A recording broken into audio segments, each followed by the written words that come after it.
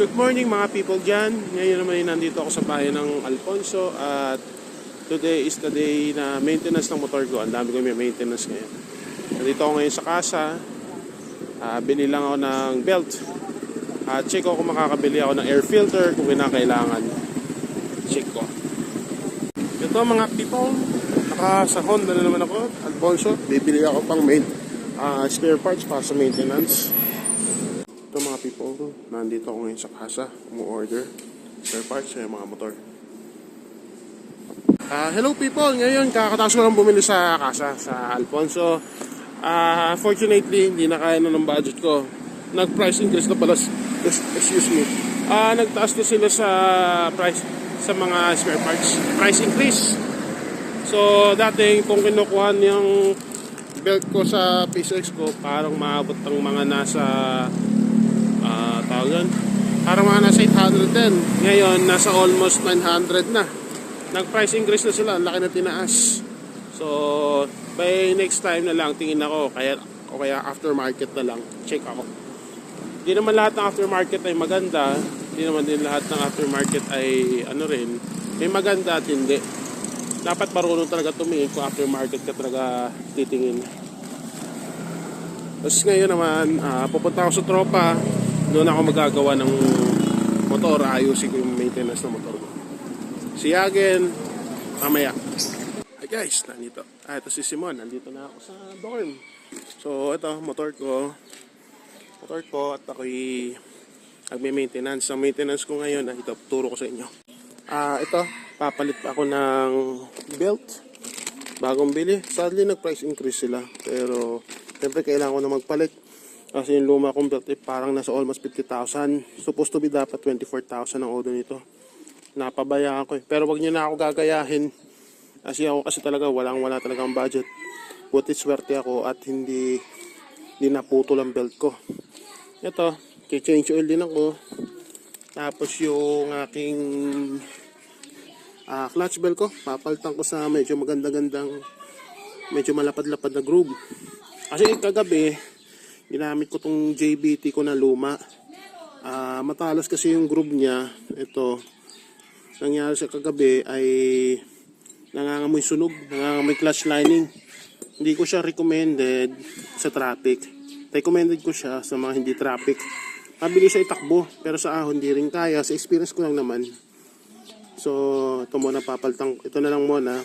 Bala ko, tatanggalin ko muna ang groove dahil ako lagi nata-traffic eh. Yun lang muna sa ngayon. Tapos nagpalit na pala ako ng clutch lining assembly JBT. Hindi na siya genuine na clutch lining. So far maganda naman si JBT. Ang lang sa akin talaga, hindi ko lang recommended itong clutch bell pag traffic. Recommended ko lang siya kapag maluwag. Matuling siya, maganda takbo. Pero for me naman kailangan ko pang matagalan eh. Ayan, people. Ito, chinik ko na rin yung bola ko. So far naman wala namang kanto. Pero tagal na to ng bola ko, wala pa siyang kanto. Tapos ayan, nag-drain na rin ako ng langis. Ayan, papalitan natin ito. Ayan. Palitan ko na rin sa luma kong clutch bell at nangangain. Ang bilis oh. Dumi agad oh. Okay mga people dyan, ngayon okay na, napa-maintenance ko na to. Ako nang gumawa, nag-change oil ako. Yung bola, ginawa ko ng combi. Tapos yung clutch belt ko, binalik ko sa luma pero naka-groove. Pero papalitan ko rin yung sa wala ng groove. Tapos pinalitan ko na rin yung belt. Belt. Tapos ang gagawin ko ngayon, yung mga dinala kong barena, mga tools, babalik ko na dito. Andyan eh, balik ko na. Ito may sobra pa ditong langis. Kasi 800 ml lang ako. Itong binili ko 1 liter. Tago ko at gagamit ko pa yun sa susunod.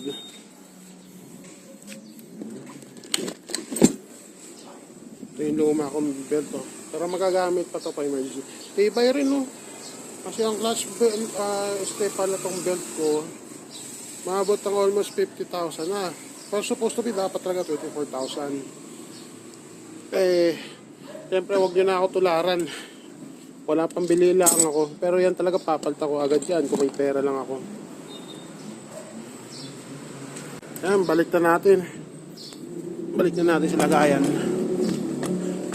Ang nagastos ko dito sa tools na to, mga almost 8,000. Complete set naman siya. Yung mga dip socket to.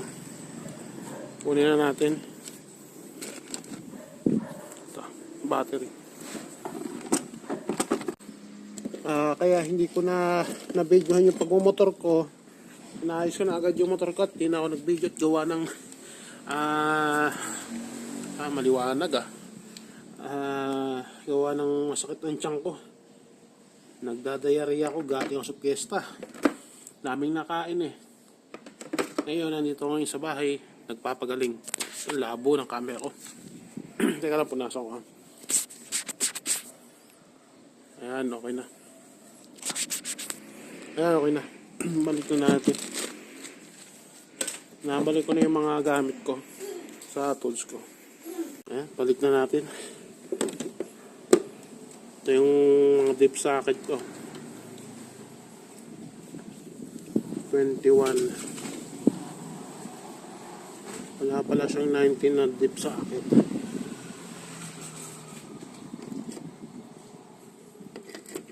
Anyway, basta okay na. Naibalik ko na to. Tago na natin. Tapos itong aking luma kong belt, tago ko na lang, gamitin ko na lang pang emergency. Magagamit ko to pang emergency.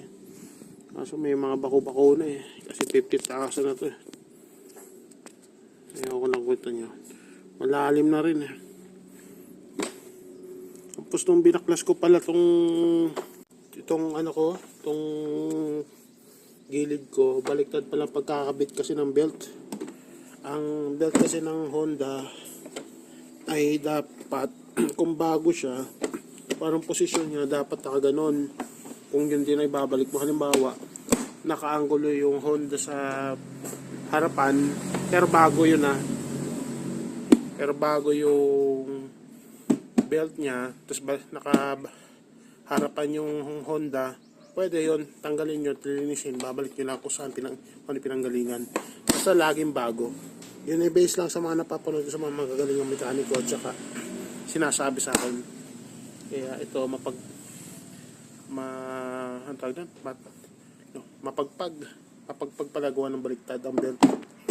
Luma kong JBT, matalas-talas kasi yung groove niya. Tinago ko na lang, gawa ng sabi ko nga kagabi, tinatakbo ko. Ilang araw nang kapag ako inatakbo, nangangamoy na agad lining eh. Hindi ko na patatagalin yan. Ibig sabihin lang yun sa akin eh, nangangain agad yun. Pagbuklas ko pa lang naman eh, puro ano na, alikabok. Tago na natin ito. Ito pala. Nandito na rin pala ako sa bahay, chinik ko na rin pala. Mukhang mag-aalanganin na rin yung brake pad ko. Paltang ko na rin kaya.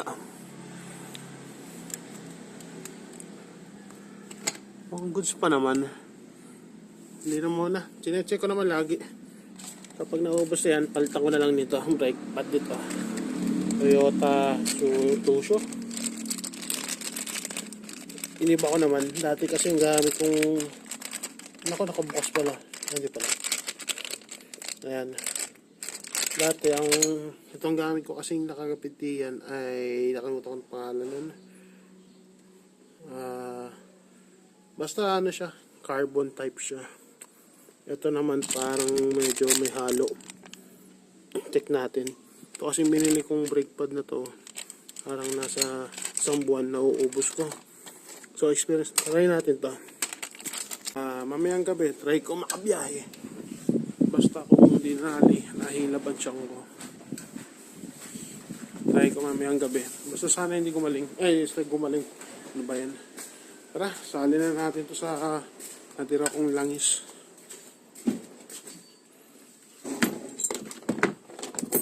Ayan, sali na natin yung sobra ko sa nakatago kong langis. Ayan.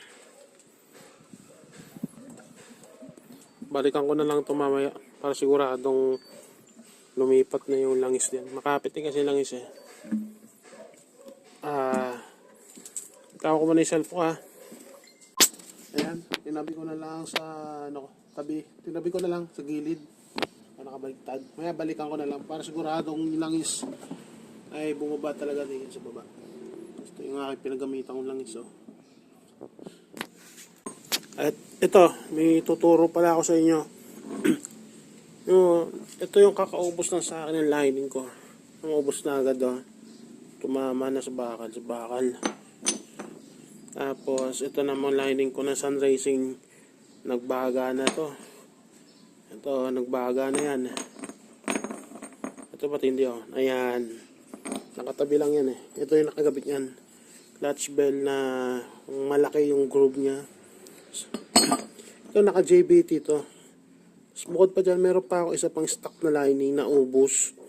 Yung lining ko. Yun, natapon na.